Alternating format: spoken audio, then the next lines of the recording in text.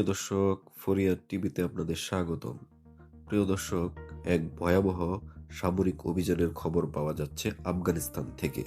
দেশটির অভ্যন্তরে নিষিদ্ধ ঘোষিত সশস্ত্র গোষ্ঠী টিটিপি এর একাধিক আস্তানায় বড় ধরনের বিমান হামলা চালিয়েছে পাকিস্তান। এই অভিযানে অন্তত 100 এর বেশি টিটিপি সদস্য নিহত হওয়ার দাবি করা হচ্ছে।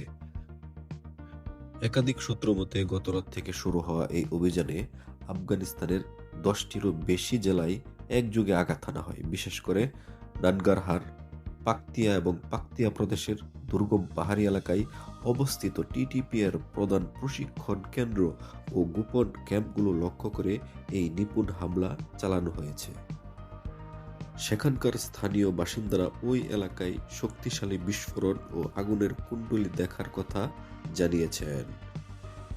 প্রিয় দর্শক, পাকিস্তান সরকারের পক্ষ থেকে জানানো হয়েছে এটি মূলত বাজাউর ও বান্নু সহ পাকিস্তানের বিভিন্ন স্থানে সাম্প্রতিক সময়ে চালানো ভয়াবহ হামলার একটি কড়া জবাব।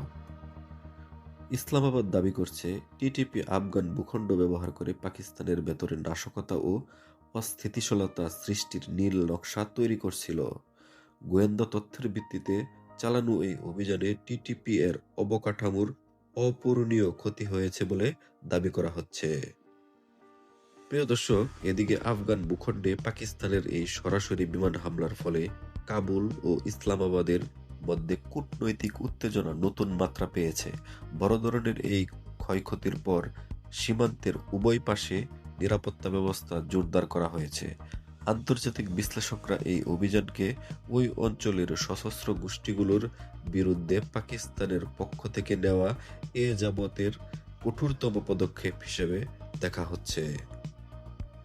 প্রিয় দর্শক, এদিকে পাকিস্তানের এই হামলার পর আফগান তালেবান সরকারের পক্ষ থেকে সরাসরি সামরিক পদক্ষেপের চেয়ে তীব্র হুঁশিয়ারি এবং অভ্যন্তরীণ মূল্যায়নের খবর বেশি পাওয়া যাচ্ছে।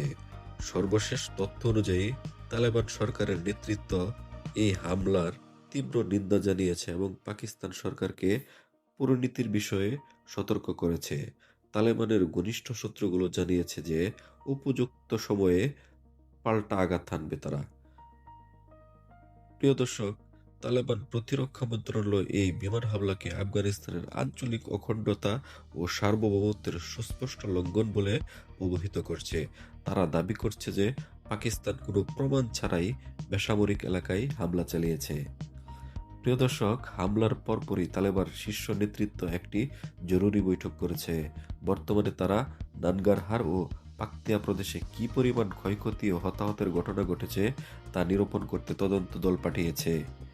প্রিয় দর্শক, উল্লেখ্য যে এর আগেও 2025 সালের অক্টোবর এবং 2024 সালের ডিসেম্বরে একই ধরনের উত্তেজনার সময় তালেবান বাহিনী সীমান্তে পাকিস্তানি চেকপোস্ট লক্ষ্য করে ভারী অস্ত্র দিয়ে গোলাবর্ষণ করছিল। বর্তমানে সীমান্তে এলাকায় আফগান বাহিনী হাই অ্যালার্ট বা উচ্চ সতর্কতা অবস্থায় রয়েছে বলে জানা গেছে। প্রিয় দর্শক, তালেবান সরকার বরাবরই পাকিস্তানের অভিযোগ অস্বীকার করে আসছে। এই হামলার পর তারা আন্তর্জাতিক সম্প্রদায়ের কাছে পাকিস্তানের এই একতরফা আগ্রাসনের বিরুদ্ধে প্রতিবাদ জানানোর প্রস্তুতি নিচ্ছে। প্রিয় দর্শক, আফগানিস্তানে ইতিহাসে এ যাবৎকালের সবচেয়ে বড় এবং ভয়াবহ এই হামলার পর পুরো এলাকায় থমথমে পরিস্থিতি বিরাজ করছে। তবে পাকিস্তানের সাধারণ মানুষের মাঝে স্বস্তি ফিরতে শুরু করেছে।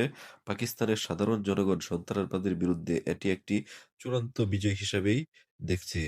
প্রিয় দর্শক, যুদ্ধের খবর ও আন্তর্জাতিক রাজনীতির সঠিক সময় আপডেট সবার আগে পেতে আমাদের চ্যানেলটি সাবস্ক্রাইব করে বেল আইকনটি চেপে রাখুন।